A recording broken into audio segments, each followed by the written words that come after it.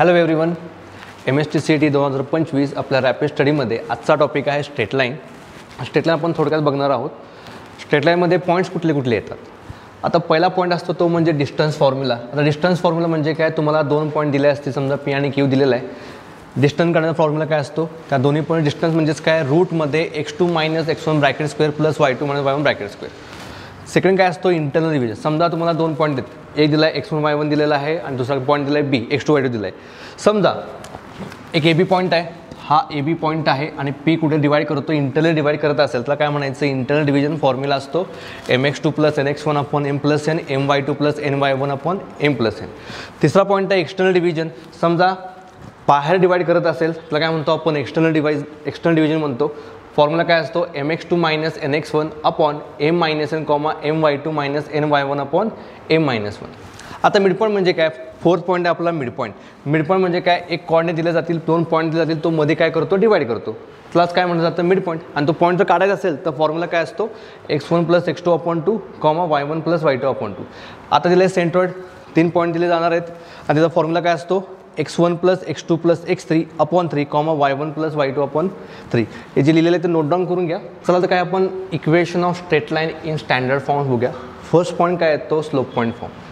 आता slope point form म्हणजे काय, समजा तुम्हाला एक लाईन दिली आहे, त्याचे तुम्हाला कोऑर्डिनेट्स माहीत आहेत आणि तुम्हाला स्लोप माहीत आहे. काय म्हटलं बघा, एक लाईन दिलेली आहे, त्या लाईनचे तुम्हाला कोऑर्डिनेट्स माहीत आहेत आणि तुम्हाला काय माहीत आहे, स्लोप माहीत आहे. मतलब आपण काय म्हणतो, स्लोप पॉईंट फॉर्म. आणि लिहिण्याची पद्धत काय असते, y - y1 = m of x - x1. आता काय दिलं आहे, 2 पॉईंट फॉर्म दिला आहे. याचा अर्थ काय, समजा आपले दोन पॉईंट आहेत, हा समजा P असेल, हा Q असेल, 2 पॉईंट्स आहेत.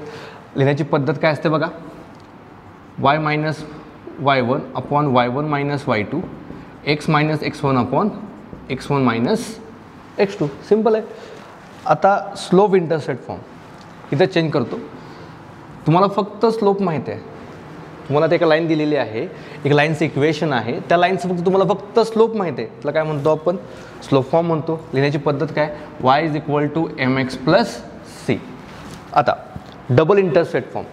समजा हा प्लेन आहे, हा एक पॉईंट आहे समजा B, समजा हा x असेल, हा y असेल, दोन पॉईंट काय झाले, इंटरसेप्ट होत असतील तर आपण लिहितो कसं बघा, x / a + y / b = काय लिहितो, 1.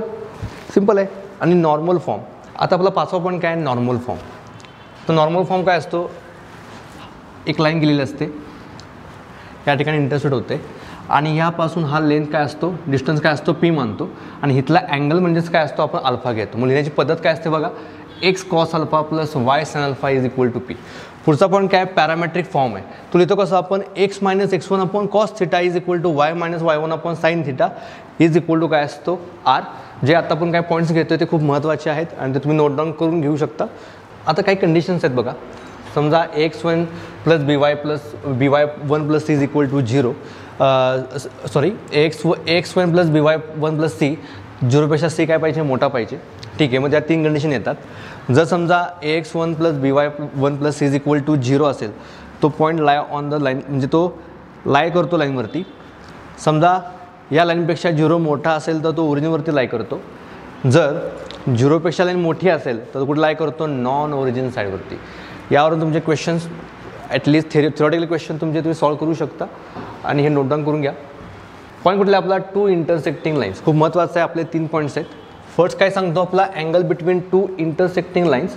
त्यात काय सांगितलं जातं, if theta is the acute angle between the lines with slope m1 आणि m2 then tan θ mod m1 - m2 / 1 + m1 m2. समजा क्वेश्चनमध्ये दोन स्लोप गिवन असतील तो आपण ह्या फॉर्मचा यूजफुल करायचा, हा फॉर्म यूज करायचा. सेकंड काय सांगतो, पॉईंट ऑफ इंटरसेक्शन. समजा तुम्हाला दोन लाईन आहेत, ते पॉईंट एका पॉईंटला इंटरसेक्ट होत असतील आणि त्याचे तुम्हाला x y हे काढायचे असतील तर फॉर्म्युला काय असतो, c2b2 - c2b1 / a1b2 - a2b1 आणि a1c2 - a2c1 / a1b2 - a2b1. खूप महत्त्वाचा पॉईंट आहे. नंतर आहे कॉन्करंट. आता कॉन्करंट कशाला म्हणायचं, समजा असे दोनपेक्षा दोन किंवा एकपेक्षा जास्त लाईन आहेत, समजा दोनपेक्षा जास्त, आपण 3 लाईन घेऊ. आपण ही समजा लाईन असेल a1x + b1y + c1 = 0. समजा ही लाईन असेल a2x + b2y + c2 = 0. हे तिसरीला आपण काय घेऊ शकतो, a3x plus B3Y plus C3 is equal to 0. आता हे 3 लाईन ह्याला कॉन्करंट कधी म्हणायचं तर काय असतो A1 A2 A3 B1 B2 B3 C1 C2 C3 यांचा डिटर्मिनंट काय आलं पाहिजे इज इक्वल टू 0 येत असेल तर त्याला काय म्हणायचं कॉन्करंट म्हणायचं. ओके